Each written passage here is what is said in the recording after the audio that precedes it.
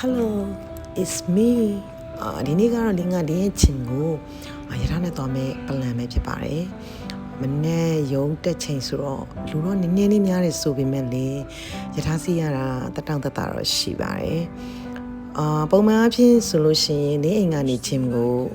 တက္ကစီနဲ့ပဲသွားမယ်ဆိုရင်မိနစ်20လောက်တော့ကြာတယ်ပေါ့နော်။ဆို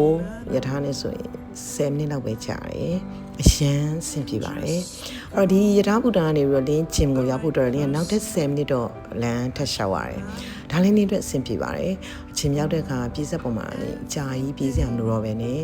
တခြားလှုပ်ရှားရှိတာတွေကိုပို့လို့ဖို့အချိန်ပိုထွက်လာတယ်ပေါ့နော်။ဆိုတော့ခါကျတော့ဒီနေ့ကတော့အောက်ပိုင်းထိုင်ရမယ်နေပါ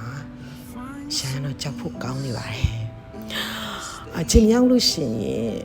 ခုလိုအမိုက်စားပုံတွေကိုရိုက်ဖို့ကလည်းအစင်လာတစ်ခုလိုဖြစ်နေပြီပေါ့နော်ဆိုတော့ဒါကတော့နင်းရဲ့ gym trainer ပါတယောက်တစ်လဲစီတပုံရိုက်ပေးကြရင်လည်းဒီလိုပဲမိုတီယူချရပါတယ်ဒီနေ့ less day အရှမ်းပင်ပန်းသွားပြီ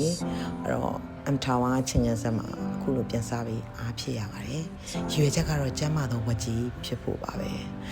အားလုံးကျေးဇူးများတင်ပါတယ်ကိုလက်ပါ